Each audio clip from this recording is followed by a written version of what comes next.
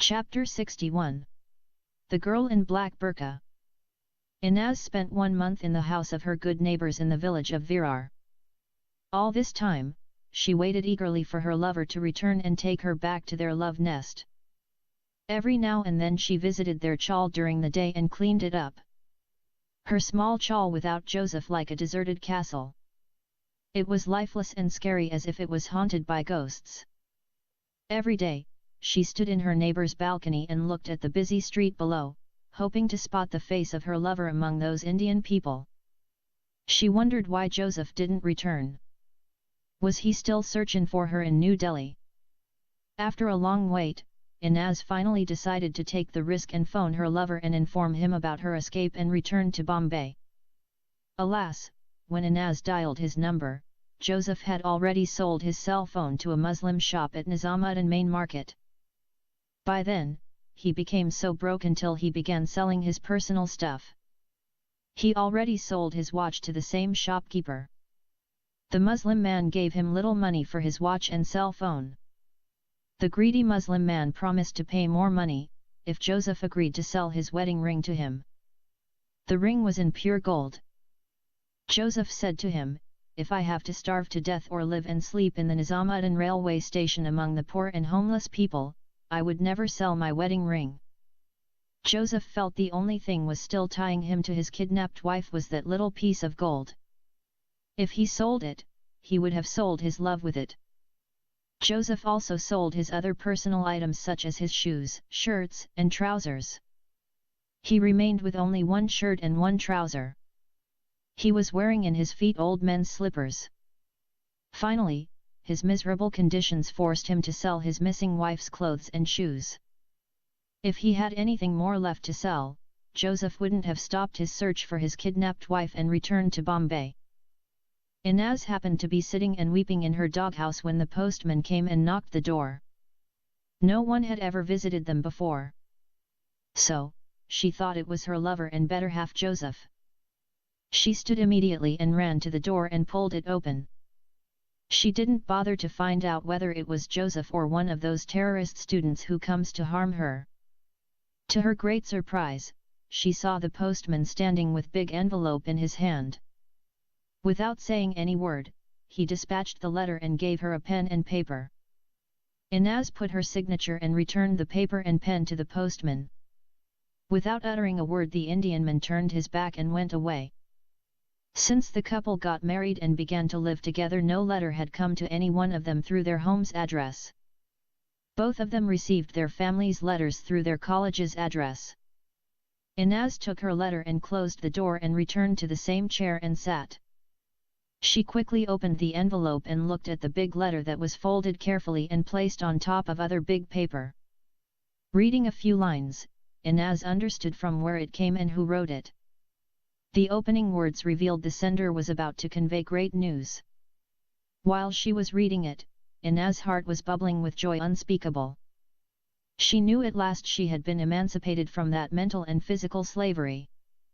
Although, her soul had already been liberated by the Almighty God from the bondage of Islam, still her mind and body were remained in captivity to that kingdom of Tartarus which euphemistically known as Sudan. Now she was no more a citizen of Sudan. She became the citizen of the world. Inaz kissed the letter and dearly hugged her refugee certificate. That day, after hiding for over a month, she decided to go and sit in a place which was so dear to her as the river Ganga to Hindus and the Kaaba of Mecca to Muslims. For her, her place was more sacred and holy than the Kaaba of Mecca and the river Ganga.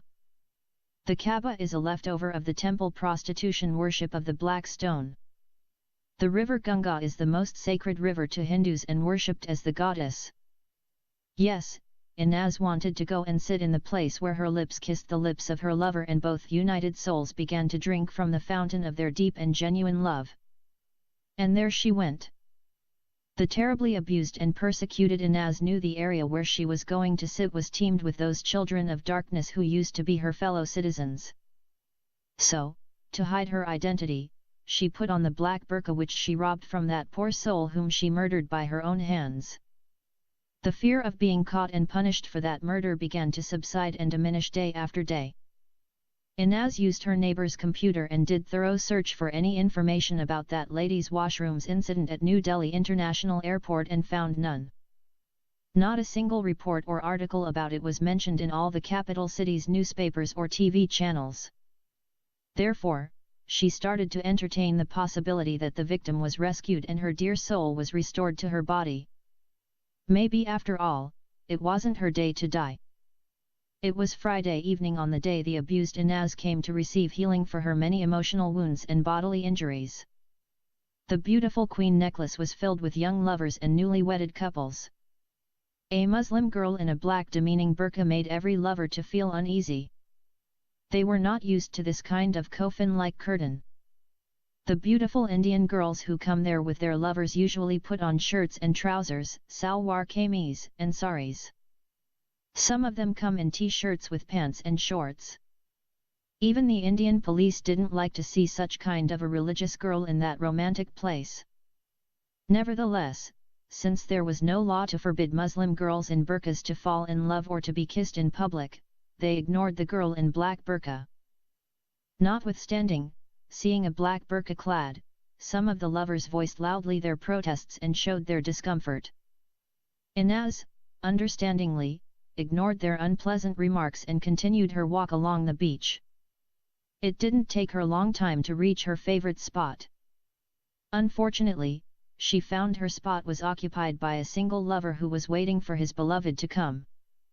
The terribly persecuted girl felt like going to him and telling him, "This is my spot," or else request him to allow her sit beside him and relive her wonderful past with her soulmate.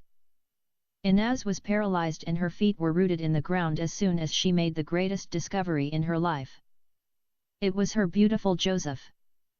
If Joseph was living with her in the same city, why didn't he come to their chal in Virar and love the pain and fear out of her heart? Did he become mad after he lost her or lost his memory? Why did he dress up in black clothes? From the time he returned from New Delhi, Joseph was putting on black attires. He vowed that he would always put on black garments until he would die and go to his beloved in the hereafter. He grew a long beard which made him to look like one of those Muslim terrorists who appeared in Western TV channels whenever there was a suicidal terrorist attack on the NATO troops in Afghanistan. His black shirt and dark trouser made him to appear to her as the angel of death rather than the angel of love she used to see in their heady days. Inaz somehow overcame the shock and went and stood near her lover. Joseph was annoyed when saw a Muslim girl was standing so close to him. He thought she was either a mad girl or a prostitute. He wasn't interested in either. Whatever she might be, Joseph refused to believe she might be a beloved who was searching for her lover. Who would love a girl who looked like a black demon? A girl like her would have a heart full of hate towards man who abused her from childhood and buried her in that black coffin before her death. Joseph stood up and about to leave and go as far as possible from such a scary girl. He thought she might be a manifestation of an evil spirit. She appeared to him more scary than a ghost. He wondered how a rational human being would agree to dress up in that black coffin. But the ghost wasn't about to let him go away from her until he would uncover her inner beauty and suck the honey out of her lips.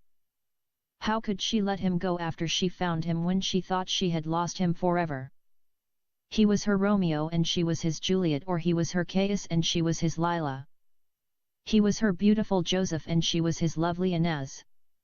Every girl in the classroom wished just to hear him greeting her or smile to her. She was the only girl in the medical college who didn't run after him. He was the one who ran after her and won her trust, and then his love penetrated her inner being and touched her soul. He was the one who believed in her and took her out of her loneliness, and his love engulfed her life. She took hold of his hand and prevented his escape. He tried to pull his hand, but she used her other hand and tightened her grasp. "Can you please let go of my hand?" "So, you have forgotten her so quickly. Whom are you talking about?" "Your girlfriend." "I have no girlfriend, I am not interested in getting one." "But she still love you and long for you, but you left her and ran away." "Listen girl, if you are one of those crazy Indians who go around and fool people by claiming to read their future, I have no time to waste with you. Joseph, have you not yet recognized me? Have you so fast forgotten your beloved Inez? Who are you? Joseph shouted with a loud voice. I am your Inez. Impossible, Inez had been kidnapped and forcibly sent back to Sudan. Yes, they had sent me to Sudan. But God had brought me back to you. Joseph, with shaking hands and heart beating fast and body sweating, took hold of the face covering of the girl who had claimed to be his wife and uncovered the face of his dead and resurrected Inez. She was Inez indeed, but Joseph still in disbelief. Nonetheless, to see his Inez standing before his naked eyes, he felt the loving God had breathed new life into his dying soul. He hugged her so dearly and his lips found her lips and kissed her. Chapter 62. Her mighty presence. That evening Joseph didn't allow Inez to return to their chal in Virar. The lovers spent long time sitting and talking by the seashore. Inez narrated to her husband what those wicked police officers were intended to do to her, and how she managed to fool them and escaped from them and fled to the railway station. She purposely lied and hid the murder of the innocent Indian Muslim girl. She told him she begged the Muslim girl and in tears asked her to lend her black burqa. She told her, her Muslim parents had sold her in marriage to a 70-year-old Saudi man and that old man was flying to his country at that time and taking her with him as his maidservant and sex slave. Then the Muslim girl out of compassion gave her the black burqa which she happened to be wearing and that how she escaped her forcible transfer to Sudan. Joseph thanked God 1,000 times for the rescue of his beloved. After she finished narrating her escape, Joseph told her what those two bearded Sudanese terrorists had told him and what evidence they had showed him. Inez opened her handbag and showed Joseph her refugee status certificate which added more joy to his heart. She then said happily, now no Sudanese diplomat or student has the right to transfer her to Sudan because she is no more citizen of that terrorist country. She concluded by proudly saying, she has become the citizen of the world. After their heart-to-heart talk, and many warm kissings and huggings, Joseph took his lost and found wife to Koleba and the two intimate souls had their dinner in the Baghdadi restaurant. After their delicious meal, the lovers went and booked 2 days' room in a hotel. Joseph said to his wife, he would no longer allow her to live without protection and safety. According to his plan, Inez should go and stay in Mr. and Mrs. Alexander's residence, while he would continue living in the International Students' Hostel. This arrangement would be temporary. Since Inez got her refugee status, the UN office would very soon send her application for resettlement in a Western country. Inez accepted the advice of her husband and decided after 2 days to vacate their chal in Virar and move to Kalina into the residence of the Alexanders. The lovers felt they were again in honeymoon. Therefore, they enjoyed each other's company after they had been cruelly separated by those lawless evil policemen. They believed after Inez had become refugee their days of suffering were gone forever and their days of happiness started at the moment they met at the Queen Necklace. No power or authority in the whole world could set them apart again. They renewed their marriage vow and sealed it with their kisses and passionate love-making. Joseph told Inez how the Sudanese Muslim students had made fun of him and harassed him after their so-called great victory. They also mocked the Lord Jesus. They said their Allah was greater than the God the apostate Inez and her infidel husband were worshipping. Some of them told him on his face to tell Jesus whom he believed to be his God to bring Inez from the ghost houses in Khartoum back to Bombay to him.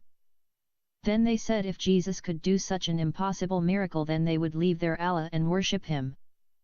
They also called Inez with so filthy words that no decent person would agree to repeat them. They also believed that Inez was going to be put to death for her abominable deeds of becoming an apostate and marrying an infidel. After hearing their challenges and blasphemies, Inez insisted to go in the morning to the International Students' Hostel and prove to those heathens that her Jesus is the true God and their Allah is false God.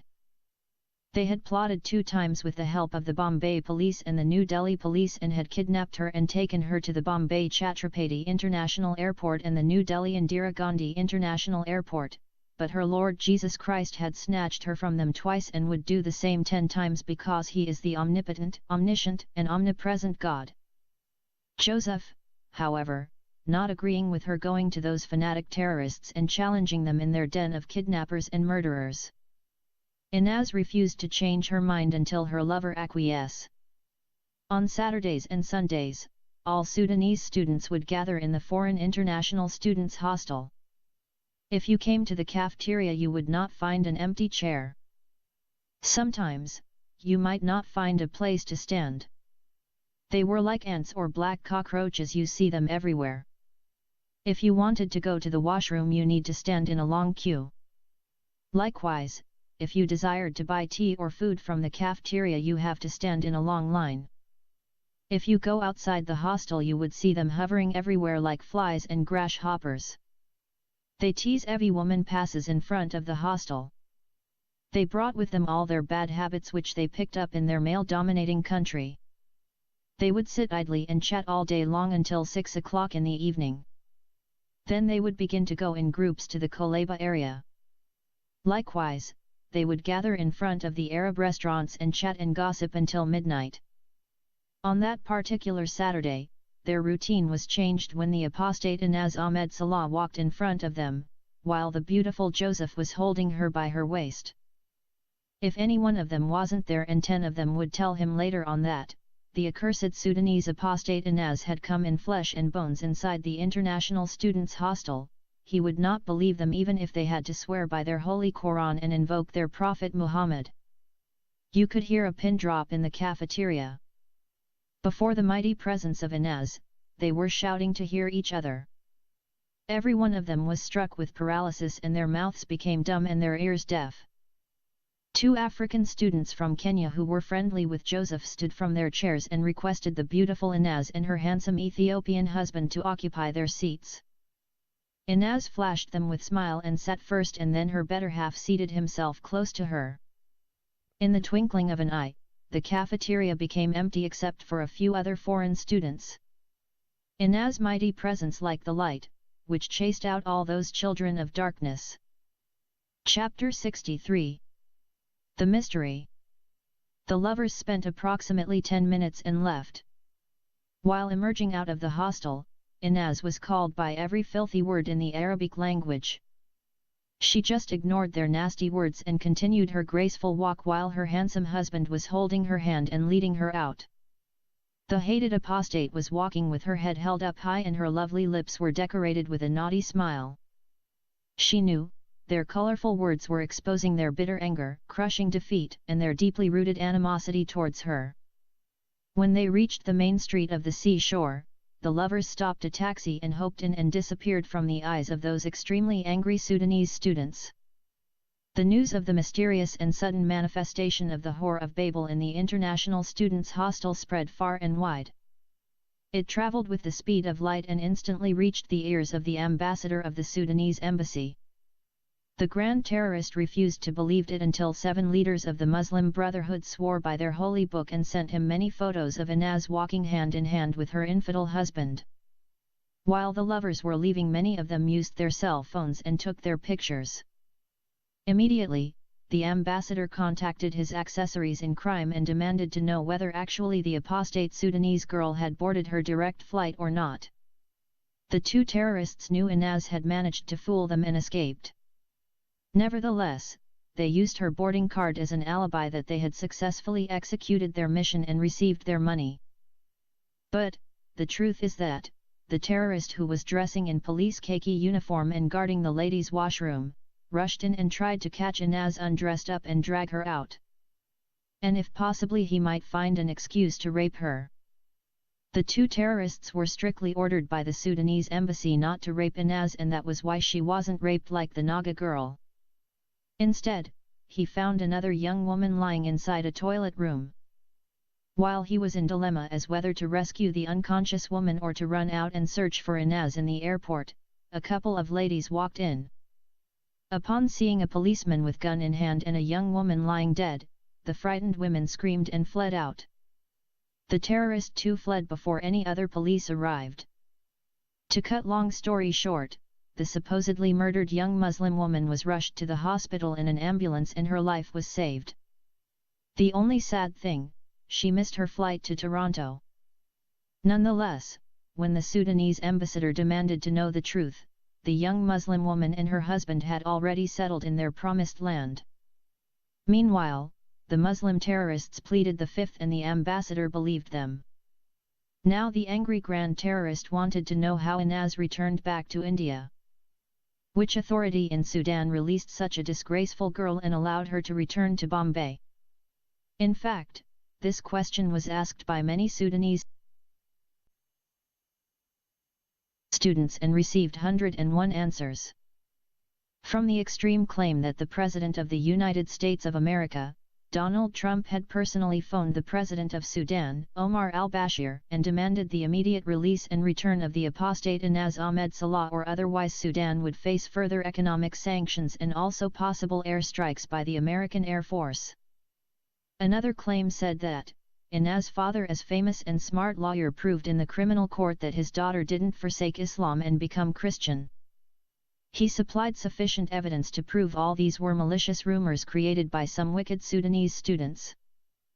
He contended that his daughter Inaz had a handsome Ethiopian classmate in her medical college. One day she was seen talking with him, and at once those jealous Sudanese students drew a hasty conclusion that she was in love with the handsome boy. Then they created the story of her conversion to Christianity and her secret marriage with the Ethiopian Christian student. Moreover, the Sudanese lawyer produced in court the marriage certificate of his daughter with Tariq, the son of the business tycoon, Mr. Harun al-Ajabo. Many more stories were created to explain the return of the infamous apostate Inaz. Some of those fancy stories were believed and accepted, and some were refuted and rejected. But not a single Sudanese student believed that Inaz hadn't flown to Sudan. Accordingly, the ambassador of the Sudanese embassy in New Delhi contacted the highest police authority in Khartoum and demanded to know why such a bad Sudanese girl who spoiled the bright name of Sudan and tarnished the beautiful name of Islam was released from her confinement and allowed to return to India. The terrorist whom the ambassador contacted was the biggest top brass in the Special Security Department in Khartoum. That big man was personally known to Mr. Ambassador. He used to study in the University of Pune and was the Grand Emir of the Muslim Brotherhood. He also knew Inaz Ahmed Salah, and once he and other lions of jihad had hammered her and her adulterous boyfriend Tariq Harun al-Ajabo for their harem relation. So, he told the ambassador to give him a day or two to find out how did she escape from the ghost houses and how did she obtain a Sudanese passport and flew back to India. His inquiry immediately hit a wall when it appeared that Inaz had never returned to Sudan since the day she flew with her father via a Qatar aeroplane from Khartoum to Bombay. The ambassador sent a copy of the boarding card of Inaz Ahmed Salah as solid proof she had actually flown through a direct flight from the Indira Gandhi International Airport to the Khartoum International Airport. He thought, maybe due to some human errors her return wasn't entered in any computer at the Sudan-only International Airport. For 3 days, the big man searched the entire city of Khartoum in and out, looking for a clue to solve that riddle, but he found none. Then he contacted the ambassador and advised him to forget about what had happened in the past and concentrate on the present situation. The apostate girl at present was in Bombay and not in Khartoum. Therefore, you have to direct your attention and your efforts towards recapturing the traitor Inaz and figure out how to send her to him personally in Sudan. He swore by Allah and the honor of his Arab family, the day he would lay hands on her, she wouldn't survive for a few seconds. Chapter 64. The Story of the Sad Man. In the midst of the confusion, complexity, and the 101 stories, suddenly a big man arrived from Sudan and overnight changed the defeat of the Sudanese Muslim students into victory. Each and every student offered a prayer of thanksgiving to his Allah and exceedingly rejoiced and celebrated the new triumph. For all knew, he was the only man in the whole universe who could rid them of the girl who did so much damage to their country and religion. For he was the only one who had been given by Allah the absolute authority and right to correct her, beat her, and if that didn't work, to shed her blood as well. It was her biological father, the proud Sudanese lawyer, Mr. Ahmed Salah. He walked on foot for over a month to reach the land of the accursed Hindu idolaters. He narrated in tears to some student terrorists his long and dangerous trip from Sudan to Hindustan. He told them the pagan Hindus had blacklisted his name and refused to give him visiting visa to India. His application was rejected twice, the first time in Khartoum and the second time in Cairo. Nevertheless, as the man of Allah, he didn't give up. He determined to do everything he could to bring his only child Inez from the darkness of the distorted and corrupted religion of Christianity to the glorious truth of Islam. He also determined to free her from her infidel husband and give her to a believing Muslim boy. To achieve that goal, he was compelled to give his Arab daughter in marriage to a black Karabi boy. No Arab man in Sudan had ever done to his pure Arab daughter what he had done to his only child. But, his bad daughter through her abominable deeds had put him in situation that only by giving her in marriage to the son of their African neighbors he could bring her to her senses. He did that because she was mad in love with the Karabi boy. Accordingly, he traveled to Egypt and met with the Karabi boy and took him to a mosque and conducted his marriage with his daughter according to the Sunnah of Allah and his messenger Muhammad. At that time, he was informed by the Sudanese embassy, his daughter Inez had left Islam and became a Christian. They didn't tell him about her love affair with the Ethiopian Christian boy for whom she left the religion of her great-great-grandfather, the Prophet Muhammad, may the peace and prayers of Allah be upon him, and became apostate. So, the father thought, Inez would be happy when her husband Tariq comes and breaks the good news of their Islamic halal marriage. While Mr. Ahmed Salah was narrating those details, he was weeping and his throat got choked many times. Those terrorist students were also shedding hot tears. Then the heartbroken father said, while he was bitterly crying and gnashing his teeth as if he had lost someone very dear to him, my heart almost stopped beating when Tariq phoned me and told me why my daughter had left Islam and became Christian. I could not believe my ears when I heard that my own Arab Muslim daughter forsook her religion because she wanted to marry an uncircumcised infidel Christian. A daughter of Arabs who was born and brought up as a Muslim had destroyed the honor of her family, sold her beautiful religion of Islam, and spoiled the bright name of her country Sudan because she fell in love with an infidel pig. Such an abomination had never happened before or likely to happen again. If Inez wasn't my daughter, I wouldn't believe such a story even if someone told it to me under oath. Because of that filthy infidel dog, Inez divorced her highly educated cousin and the secular Indian court okayed the divorce and sent a divorce certificate to her husband in Riyadh. I had never heard before a wife could divorce her husband without any lawful reason. Islam gave the power to divorce without any reason to the man and not to the woman. Also, the wise Allah gave the man the right to marry up to 4 wives at the same time. If Islam allowed the woman to divorce her man because she fell in love with another man, then the Muslim society would collapse overnight. How dared the pastor of the church allow my daughter to marry a man without her father's knowledge and consent? According to the Sharia law, the woman is utterly incompetent to enter into a marriage contract either herself or for another even though her guardian should authorize her to do so. In the past, I just heard a rumor that my daughter had married an African Sudanese boy without my knowledge and consent. Immediately, I rushed to India and had almost killed her, but the neighbors came and rescued her from me. Later on, I discovered it was just a rumor, so I forgave her. Nonetheless, I forced her to discontinue her medical study in the University of Pune and took her with me back to Sudan. Soon after our return, I gave her in marriage to her cousin brother. Her husband was a highly educated boy with a master's degree in business administration. He was working as a senior accountant in a big foreign company in the Riyadh city. In less than 6 months, she ran away from his house and accused him with so many malicious lies. She then returned to Sudan. Once again, her mother and I had beaten her and locked her up in a dark dungeon for a long time until her devils left her head. She cried and begged us to forgive her and give her one last chance. As good and kind parents we agreed to forgive her. It was me as an educated father suggested to my illiterate wife, to send our only child again to India and give her another chance to finish her medical education. My wife stood strongly against my proposal. She said, "Experience taught us that Inaz wasn't capable of leading a good life and always making wrong choices whenever she stayed away from her parents." The objection of my wife and her words sounded convincing. Still I said, "We must grant her one last chance." Today, I regretted my decision and blamed myself for not listening to the wise words of my good wife.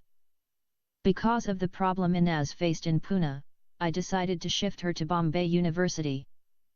By doing that, I had lost the $10,000 I had paid to her medical college in the University of Pune. I paid $15,000 for her new seat at the best medical college in India. I thought that Inaz would see how much her father loved her and hence lead a good life and concentrate on her medical education. Before I returned to Sudan, I made her to swear by the Holy Quran and the honor of her family that she would not put her parents in shame again. I told her, she should always read her holy book and pray to her Allah 5 times in the day. She should also fast during the holy month of Ramadan and stay away from bad company. I specifically warned her against falling in love with any boy. I agreed for her to come and spent 2 months in Sudan during her summer vacation. Unfortunately, in a few months Inaz forgot everything I had told her and fell in love with an Ethiopian boy. Worse than that, he was an infidel Christian. For his sake, she threw behind her back all her family good morals and virtues. She agreed to enter a Christian church, changed her name and her father's name, and married an uncircumcised kafir. Such an abomination even a Muslim prostitute girl would not agree to do, if they have to give her all the treasures of the world. Inaz had covered the head of her mother with dust and ashes and filled the mouth of her father with disgrace and shame. Her conversion had brought dishonor to her family and spoiled the name of her country. After that, the heartbroken father narrated how he walked for 1,000 miles from Pakistan to Hindustan in order to reach his bad daughter and punish her for her abominable deeds. Chapter 65. The Islamic Open Door. The proud Sudanese lawyer, Mr. Ahmed Salah, became the center of attention to all Sudanese Muslim students in Bombay. Everyone wanted to come and meet such a heartbroken father and comfort him in his suffering, sorrow, misfortune, and grief. They came in the group of 5, 10, and 20 and condoled him for the loss of his daughter Inaz. They just wanted him to finish her last rites by burying her in a grave. For them, she wasn't just a gone case, but a dead and gone girl. At the time of preparing for her funeral, the proud father was staying in the Muslim Brotherhood Open Door. The Islamic Open Door was a group of 5 apartments rented and ran by the Sudanese Muslim Brothers. The Open Door like the Southern Sudanese Hotel in New Delhi. The only difference, the guests of the Bombay Open Door received free meals. The most important conditions for getting admission in that Islamic charity center, the guest had to be a male, Muslim, and Sudanese. Other requirements, he had to be a man of prayers and member of that dreadful terrorist group. The last condition wasn't an imperative. Very often other Sudanese Muslim boys were accepted though they weren't members of the group. Those boys, however, would soon be brainwashed and initiated in the order. Mr. Ahmed Salah was one of those who were given shelter in the Islamic Open Door though he wasn't a member of the terrorist group of the Muslim Brotherhood. Also, he was the only guest who was provided with special facilities not available for other guests. He had been given a room and served food in his private chamber. Other guests were stuffed like sardines in tins in the other rooms. They also ate their free meals in big groups. To avoid mentioning again how gross and unhygienic those free meals were prepared and consumed, one should recall to mind the one-time free meal Joseph and Inaz were forced by their miserable conditions to participate in. Yet another remarkable difference between the asylum seekers and the terrorists of the Muslim Brotherhood, in the Islamic Open Door, the guests were served 3 meals in the day while the asylum seekers ate one-time meal in 24 hours time. Before he was invited to come and live and eat freely in the Islamic charity home, the Sudanese lawyer used to stay in a cheap motel in Kolaba. The motel was teeming with Arab womanizers and Indian hookers. 2 members of the Muslim Brotherhood found him roaming near Taj Mahal Hotel. When they meet abroad, the Sudanese treat each other as relatives. So, after warmly greeting him and conversing with the gentleman for a short time, the 2 Muslim brothers made the greatest discovery in the history of the Sudanese students in India. That great discovery would soon turn the city of Bombay upside down. It was announced from the top of the roof of every student's apartment that the father of the contemptible Inaz had come all the way from Sudan and was looking for her. On the same day, the misfortunate Sudanese Muslim father was moved from the place of vice to the house of virtue. Thereafter, every day, the unfortunate Muslim man received many visitors. All Muslim students believed that no human being had gone through so much suffering and grief than the father of the apostate Inaz. Even the Prophet Job hadn't been so much afflicted by Satan as Inaz's father endured. Why did the good Allah allow Satan to torture such a righteous Muslim man as Mr. Ahmed Salah? Although many of them asked each other that question, but none of them could find an answer for it.